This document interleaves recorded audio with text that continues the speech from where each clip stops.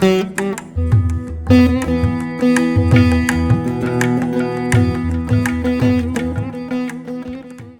we will move on to the second session, Shankarite and Advaita tradition of Tamil Nadu and Kerala. For the first paper presentation, I invite Lavanya V. Eswar to present the paper titled Growth and Development of Advaita Literature in the Tamil Region. Dr. Lavanya, PhD in Sanskrit from the University of Madras. Her PhD is in the field of Advaita Vedanta under the guideship of Dr. V. Yamuna Devi, Associate Professor, the Kuppuswami Sastri Research Institute. She has presented papers at many national and international seminars in and around India. She also holds Bachelor's in Library and Information Science from the University of Madras. Dr. Lavanya is the co-principal investigator in a project, critical edition of Viracharitam of Ananda Kavi, under special grants of the Central Sanskrit University, under central schemes for Sanskrit, Pali, Prakrit language promotion, Indian knowledge system. Presently, she is a librarian at the Kuppuswami Sastri Research Institute, Chennai. So, I invite Ms. Lavanya to present the paper. Over to you, ma'am. Shri Gurubhyo Namaha. At the outset, I would like to offer my thanks to the organizers for having given me an opportunity to present this paper. I owe my regards to Dr. K. Srinivasan, Shastra Chudamani, the Kuppuswami Sastri Research Institute, former principal Vivekananda College, along with whom and under whom I have been able to present this paper today. Growth and development of Advaita Vedanta literature in the Tamil region. Tamil Nadu has played a central and enduring role in shaping Advaita Vedanta across more than 2 millennia of intellectual and literary history. The region has served as a fertile meeting ground where Vedic exegesis, Sanskrit scholarly tradition, Tamil mysticism, and vernacular devotional literature converged to give Advaita Vedanta both philosophical depth and cultural vitality. Unlike regions in which Advaita remained largely a monastic or academic pursuit, Tamil Nadu cultivated a form of non-dualism that flowed between original texts, commentarial learning, and popular spirituality. From the preservation of ancient Vedic recensions to the prolific output of medieval scholars and the transformative voices of modern sages, the Tamil region continually reinterpreted non-dualistic ideas to meet the changing religious and intellectual needs of its society. This paper traces the evolution of Advaita Vedanta in Tamil Nadu through a series of interrelated intellectual and spiritual movements, from early Vedic and Upanishadic learning environments, through the consolidation of Adi Sankara's non-dual vision within southern monastic and scholastic networks, to the flowering of scholastic, vernacular, and devotional Advaita Vedanta system in the early modern period and its creative reinterpretation in modern thought.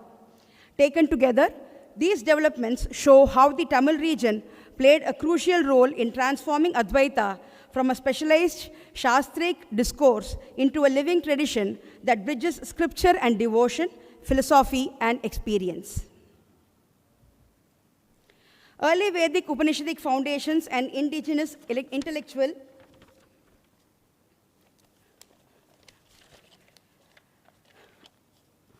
The intellectual foundations of Advaita Vedanta in Tamil Nadu begin with the strong Vedic culture rooted in the region, especially through the preservation of Taittiriya recension of the Krishna Yajurveda.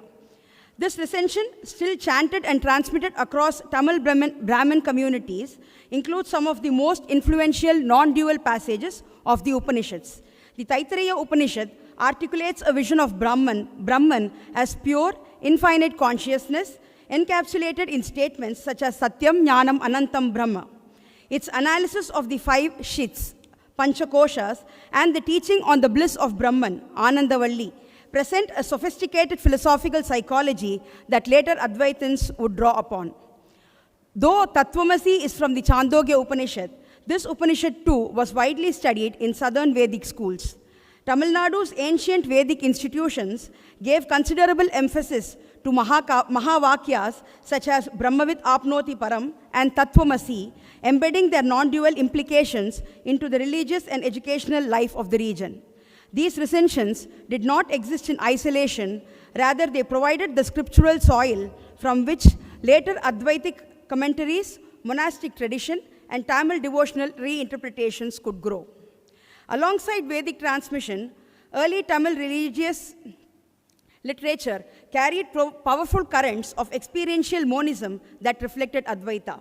The Tirumandiram, attributed to the Siddhar Tirumular, presents a deeply introspective form of Saiva Yoga in which the distinction between Jiva and Shiva gradually dissolves.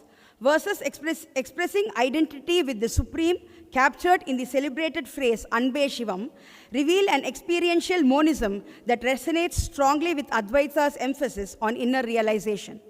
The Tirumandiram repeatedly collapses the apparent distinction between the finite self and the Supreme, declaring Uyirum Shivanum Ondruve. The soul and Shiva are one, and locating the divine in the texture of inner consciousness. Aham Uru Anandam Tan Shivame. Its celebrated monistic aphorism, Anbe Shivam, expresses a phenomenology of love as non-dual awareness. Such passages reflect the Advaitic insight of the Upanishad, including the declaration, Nehananasti Kinchana. The classical Sangam corpus, though primarily secular in its themes, contains striking moments of mystical perception that dissolve the boundaries between subject and the world. Poems in the Agananuru depict states where the landscape and the inner self merge in a seamless continuum, producing what may be called a poetic monism rooted in emotional and perceptual unity. Additionally, the intellectual backdrop of Saiva Siddhanta in Tamil Nadu offered a conceptual environment in which subtle forms of non-dual intuition could germinate. While Saiva Siddhanta is doctrinally dualistic, maintaining the distinction between Pati, Pashu, and Pasha, its ritual and meditation traditions often approach states of experiential unity that resonate with Advaitic thought. Texts such as the Tiruvundiyar speak of Shiva's presence as the very ground of consciousness. Except for his grace, the world cannot stand. Avan Arul Allal Ulaganilade. This centrality of Arul as the inner light prepares the mind for non-dual recognition. Even the authoritative Shivajnana Bodham, while upholding dualism, describes Shiva as the all-pervading reality. Shivame Param Arul Vadivam. Prior to Adi Shankara's intervention, Tamil Nadu already possessed a mature infrastructure of Vedic learning that sustained the transmission of Upanishadic thought. Centers such as Kanchipuram, supported by Agraharas and continuous pedagogical lineages, especially of the Taittiriya recension, functioned as important nodes of Brahminical and philosophical instruction. The coexistence of Saiva, Vaishnava, and Vedic traditions within this milieu fostered a shared intellectual culture conducive to sustained scriptural study and debate.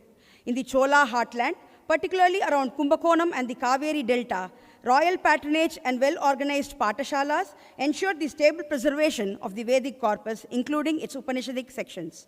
These early institutional and ritual framework anchored the scriptural foundations of Advaita Vedanta, enabling Shankara's teachings to be received in the Tamil region not as a rupture, but as a systematic articulation of non-dual insights already embedded within its religious and intellectual landscape. Shankara's reception in Tamil region. This section traces how Adi Shankara's non-dual vision was assimilated and stabilized through southern institutions and scholastic lineages. Shankara's association with the Tamil region, memorialized in hagiographies such as those of Anantanandagiri, provided the impetus for the emergence of major Advaitic centers in the south. Kanchipuram in particular became a focal point of Vedantic teaching, and the influence of Shankara's disciples helped establish a strong tradition of Brahma Sutra and Upanishad exegesis across the region. During the early medieval period, this foundation evolved into a robust scholastic culture in Tamil Nadu, supported by the growth of mathas and royal patronage. Centers such as Kanchipuram, Kumbakonam, and Tanjavur became renowned for preserving Vedic learning, maintaining extensive manuscript libraries, and circulating textual commentaries for both study and teaching. The transmission of Advaita Vedanta was facilitated not only through oral instruction, but also via written materials meticulously preserved in palm leaf manuscripts, which contained Shankara's Upanishad and Brahmasutra Bhashyas, medieval sub-commentaries, and regional glosses. Monastic libraries and Brahmanical agraharas served as custodians of these texts, while scholars and students ensured their circulation across South India. This textual infrastructure anchored the intellectual life of the Advaita Vedanta, Tamil Advaita, enabling both scholastic rigor and vernacular engagement. In the generations following Shankara, Tamil Nadu became a fertile land for the assimilation, transmission, and further shaping of the two major commentatorial lineages of Advaita Vedanta, the Bhamati and the Vivarana schools. Seminal works such as Vachaspati Mishra's Bhamati and Prakashatman's Vivarana, authoritative commentaries on Shankara's Brahmasutra Bhashya, and originally composed outside the Tamil region, were extensively copied, studied, and interpreted in centers such as Kanchipuram and the Chola heartland. These texts gradually formed the backbone of the Advaitic curriculum in Tamil Nadu. Alongside this reception of pan-Indian Advaita scholarship, the region also produced its own significant Advaitins and pedagogical works. South Indian preceptors such as Sureshwara and Sarvajñatma Muni, closely associated with the southern Advaitic milieu, contributed foundational treatises like the Naishkarmya Siddhi and the Samkshepa Shariraka, which became standard introductory manuals for Advaita students. By the 12th century, further systematic works such as Vimuktatman's Ishtasiddhi attained canonical status with Tamil scholastic circles. Together, these externally inherited texts and locally cultivated traditions established a robust intellectual framework that sustained Advaita Vedanta in Tamil Nadu and prepared the ground for its later creative renewal.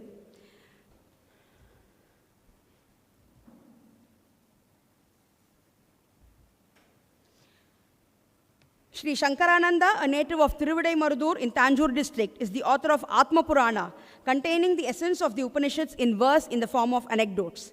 Besides, he has written Deepikas on various Upanishads, a commentary on the Bhagavad Gita, and a vritti on the Brahma Sutras. His other works include Viveka Sara, Shruti Tatparya Nirnaya, etc. Sri Govindananda Saraswati, who belonged to the Kanchi Mandala, is said to be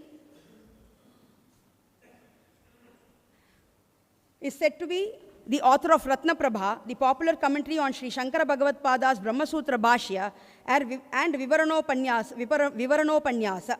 Jnanottama Mishra was also a foremost Advaita writer of Tamil Nadu. He wrote the commentary Chandrika on Naishkarmya Siddhi and Vivarana on Ishta Siddhi. Sri Nrishammashrami, the disciple of Girvananda Saraswati, was the guru of Appaya Dikshita. He was a native of Sholingar within the Kanchi Mandala.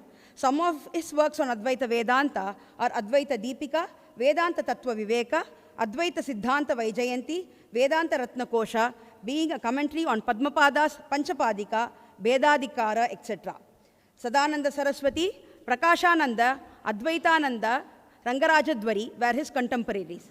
Dharmarajadwari, author of Vedanta Paribhasha, was one of his disciples. Several such scholars directly connected to Tamil Nadu further enriched this formative period. The influence of the Sringeli lineage, including Bharati Tirtha and Vidyaranya, reinforced a systematic vision of Advaita Vedanta that combined philosophical precision with practical guidance. Together, these institutions, manuscripts, and commentarial networks ensured that Advaita Vedanta in Tamil Nadu was deeply rooted, intellectually vibrant, and ready to engage with both Sanskrit scholasticism and vernacular expression. By the close of the medieval period, the Advaita Vedanta in Tamil Nadu had attained a remarkable degree of institutional stability and scholastic maturity. The foundations laid through mathas, patashalas, manuscript cultures, and the sustained teaching of Shankara's Bhashyas and their major subcommentorial traditions ensured the continuity of rigorous Sanskritic Advaita learning across generations.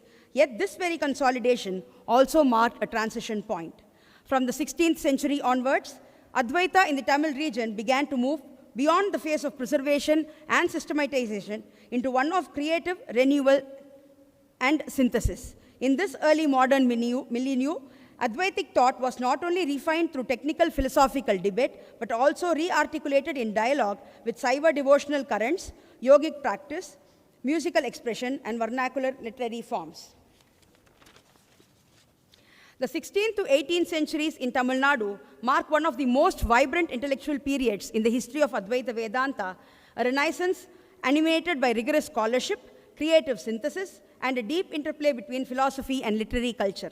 While Advaita Vedanta had already taken firm root in the Tamil region through earlier monastic and exegetical traditions, it was during this era that this tradition witnessed an unprecedented expansion in scope and influence.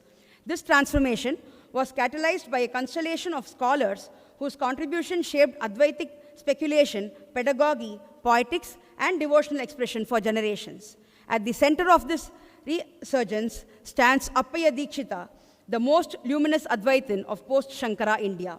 His intellectual range was extraordinary, embracing Vedanta, Mimamsa, Saiva theology, and Alankara Shastra. With the Siddhanta Lesha Sangraha, Appaya produced the first systematic mapping of internal doctrinal differences within Advaita, thereby articulating the tradition's interpretive diversity while upholding its non-dual core. His Kalpataru Parimala on Amalananda's Kalpataru and his Parimala on Sri Harsha's Kandana Kanda Khadya established him as an uncompromising exegetic of the Shastric tradition. At the same time, works like the Shivarka Mani Deepika exemplify his attempt to harmonize Advaita and Shaiva Siddhanta, showing how non-dual hermeneutics could eliminate sectarian theology. He moved effortlessly between the analytic and the aesthetic, composing devotional stotras such as the Varadarajastava Kashika and advancing the science of poetics through texts like the Kuvalayananda Deepika. Few thinkers so completely embodied the versatility and the creative force of Advaita in the Tamil region. So, after this, I have made mention of Paramasivendra Saraswati, Nilakanta Dikshita, Venkatadwarin, Mahadeva Saraswati, Dharmaraja Advarindra, and their works. And within this phase of early modern continuity and expansion, Bodhendra Saraswati, Sridhara Ayyaval, and Sadashiva Brahmendra collectively exemplify the mature articulation of Advaita Vedanta in Tamil Nadu through complementary modes of transition. So I have talked about Bodhendra Saraswati, Sridhara Ayyaval. I have given their works also. Due to lack of time, I am just moving on. Upanishad Brahmendra Yogin. Then I have made mention of the intellectual activity at the Tanjavur Maratha Mutt provided institutional support. Bhaskara Dikshita was a disciple of Krishnananda Saraswati, the author of Siddhanta Siddhanjana.